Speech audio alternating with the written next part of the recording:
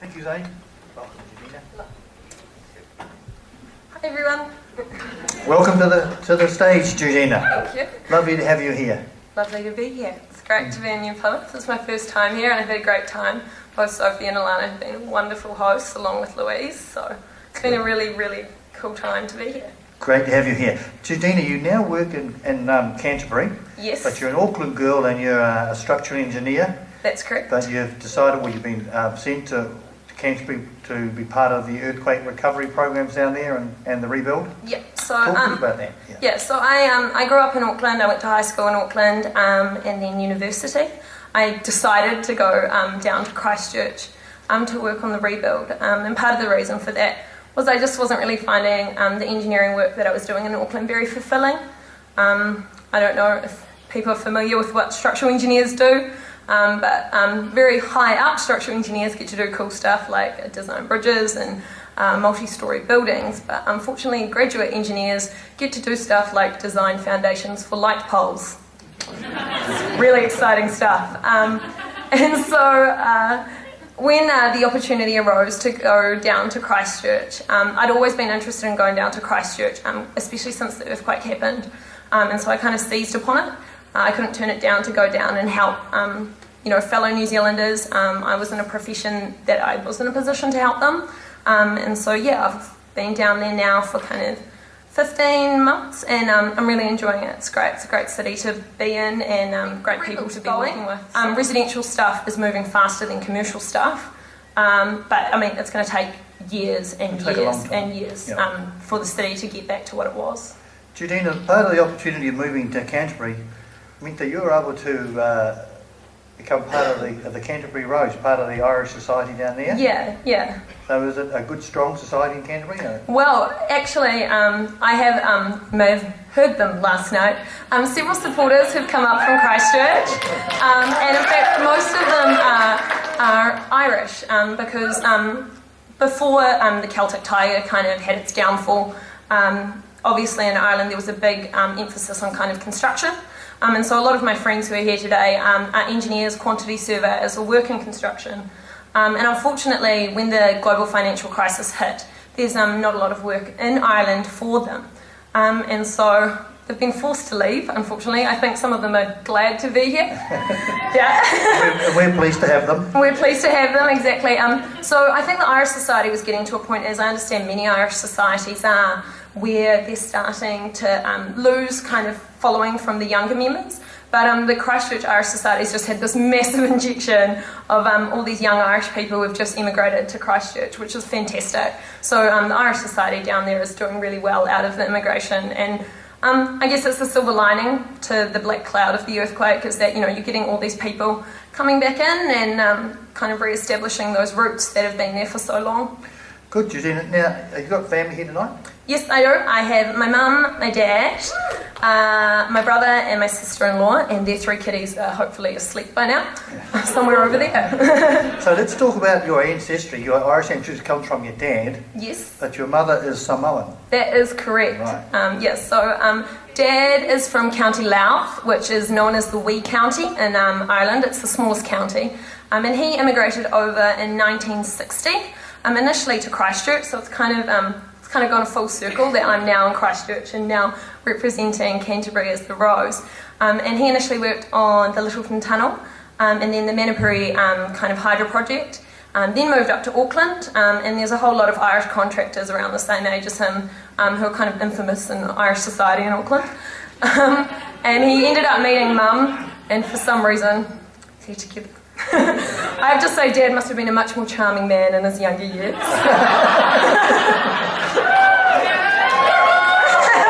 Yeah, there's family jokes about the Ponsonby Rugby Club and dances that went on there, but you can never be sure with Dad how much of what he tells you is true. So. That's the Irish coming out of it. Yeah, definitely. Let me ask you something though. Now, your Pacific background, the Pacific culture, must be really, really strong. Yes. Do you find that you're able to then allow your Irish culture to run alongside it? Yes, definitely. I mean, what a lot of people probably don't realise is that rather than kind of running diametrically opposite, the two cultures actually intertwine really nicely. So Samoan and Irish cultures are very similar. They're both deeply rooted in mythology and attachments to the land. There's also a really strong emphasis on family and also on religion.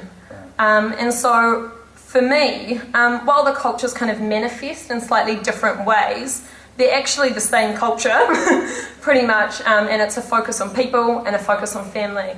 It was really funny. I think it was Joe was talking earlier tonight about how Irish people, when they meet other Irish people, they go, "Oh, how do you know each other?" And they try and connect the dots. It's exactly the same with Samoan culture. When anybody finds out I'm half Samoan, they want to know what village my mum's from, what village my grandparents are from. And whenever I meet an Irish person, it's the same questions they ask me. Yeah. So the cultures are actually very, very similarly intertwined, which is nice. Good, a nice blend of whiskey and kava.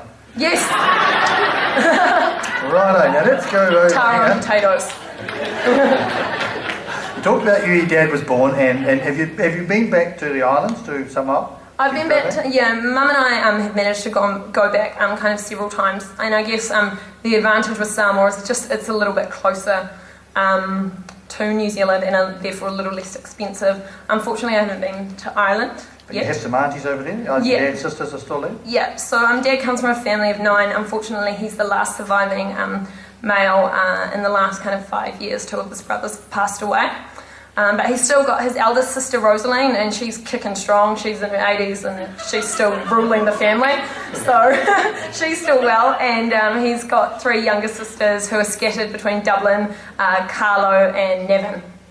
Well done, Judeena. That's good. Now, I want to talk about your education, because you were a very bright girl at school. Yes, I guess you could say that. I think I would say I was more diligent and hardworking than exceptionally clever. But You were not only were you dux of St Mary's College in Auckland, but you also head girl, and that's a pretty big accomplishment. Very seldom you find a person as the dux and the head girl. Is that must have been a marvellous achievement for you? Yeah, I mean, I don't know. Like, yes, I'm very humble about it. I guess it was obviously a great honour to be recognised as head girl of the school. St Mary's, the school that I went to in Auckland, is New Zealand's, or I don't know if it's New Zealand's, but it's definitely Auckland's oldest Catholic girls' school. It was established in 1850 by Irish nuns in the Order of the Sisters of Mercy.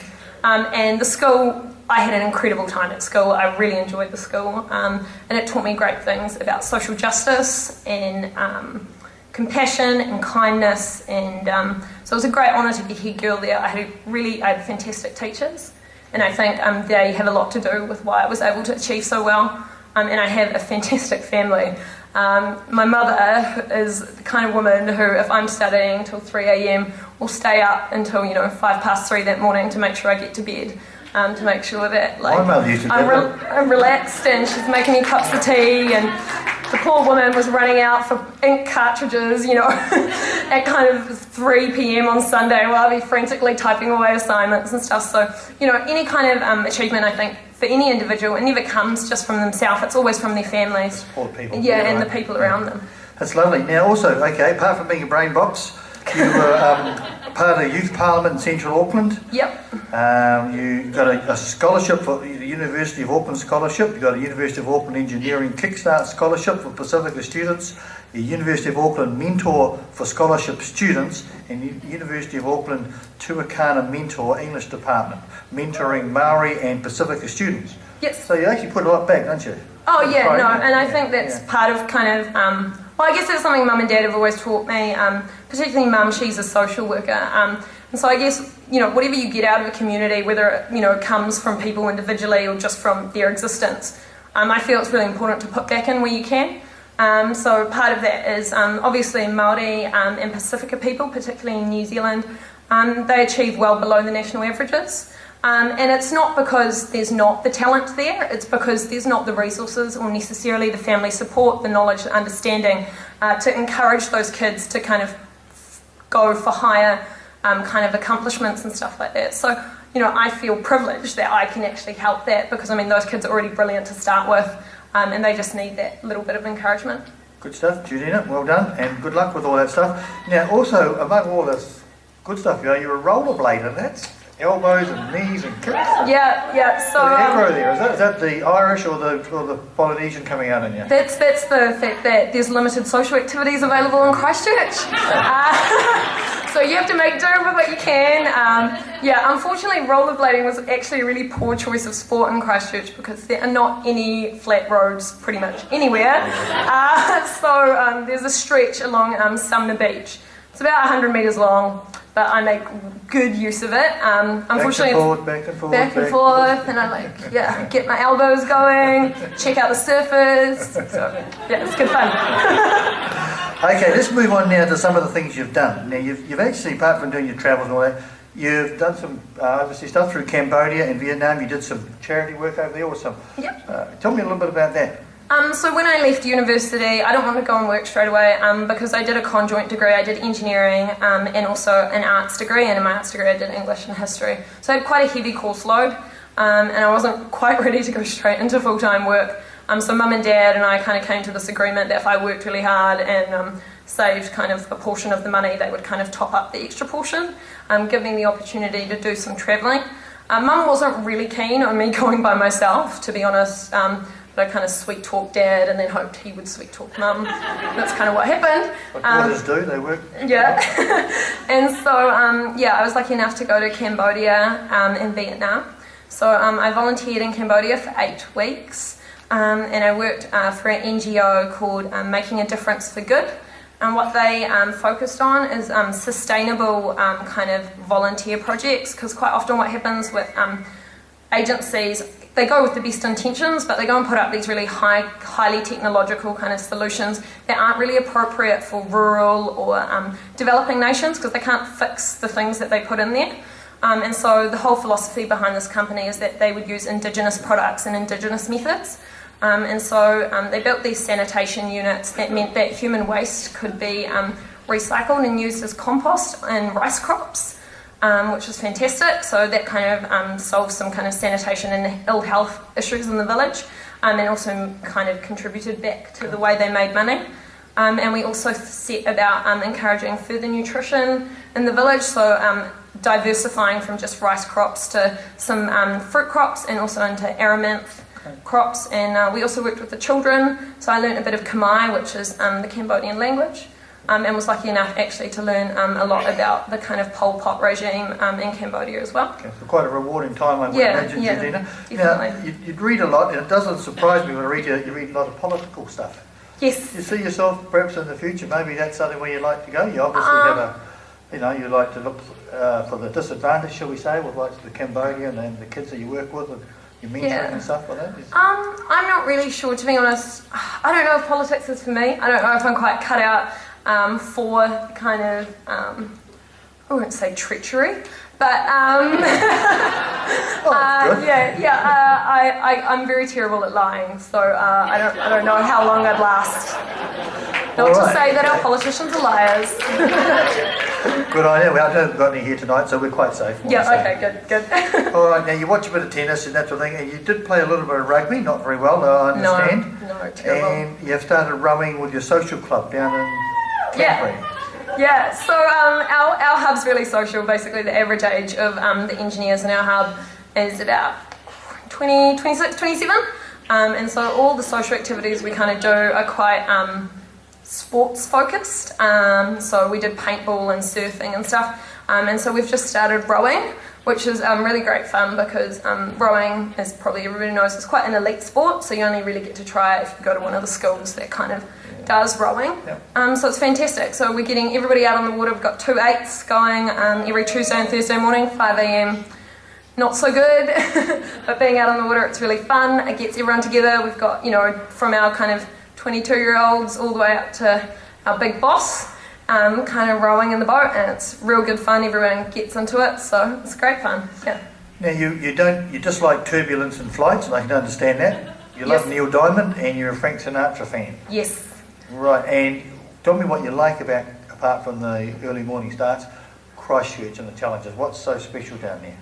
What's really special about Christchurch is that the city has been through this incredibly horrific time. And I mean, I don't know anyone in Christchurch who hasn't been some way affected by the earthquake. And yet people find these ways to bring happiness into Christchurch. So buildings come down and then they have these projects. They're kind of public art projects. They're called Gap Filler, and there's another project called Colour Me Christchurch. And so when these buildings come down, rather than just like leaving piles of rubble to make people feel really upset, they've gone and put in these like public art pieces. So like outside the CTV building, it's like a blank space, and it's really horrible because, you know, 116 people died in that building.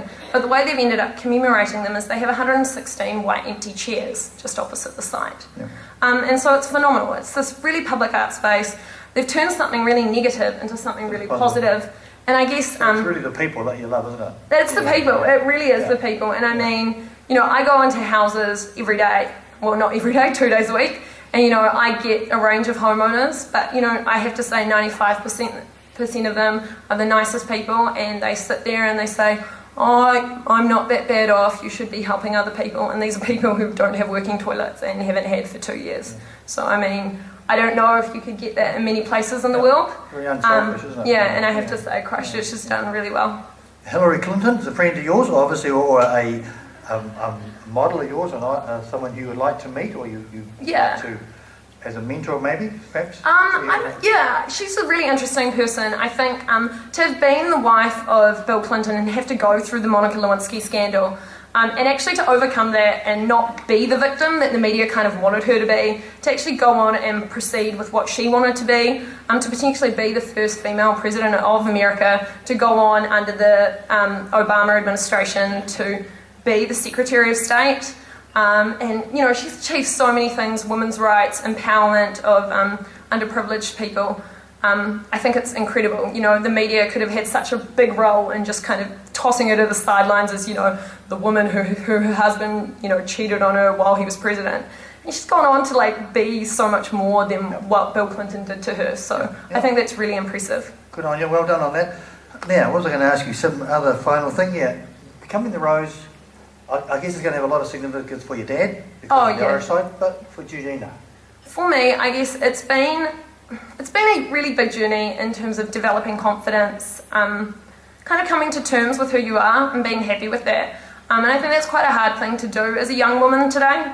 I think there are lots of challenges out there, whether they be about body image or what people should think of you or how you should behave. And I think that's the essence of the Rose of Tralee. It's about being who you are, and, you know, getting people to appreciate you for that. And so I think, for me, that would be the thing is that, you know, I would be acknowledged as just who I was, and not anything more than that. So, Judeena, thank you very much for that, and think of what you're doing within Christchurch, and good luck to all those Canterbury people there. Our heart went out to you when it all happened. You're a great lot. And I think the Crusaders might have had a win tonight. I'm not quite sure. The Crusaders did win! Not sure, but it's good to have you with us. It really is good to have you. You're very proud of Judeena. She's done a wonderful job here tonight. You make a lovely rose for us if that's what the judges decide. Judeena, good luck in the competition. Thank you so much for being with us in Taranaki. Great. Thank you, everybody. Thank you. Thank you.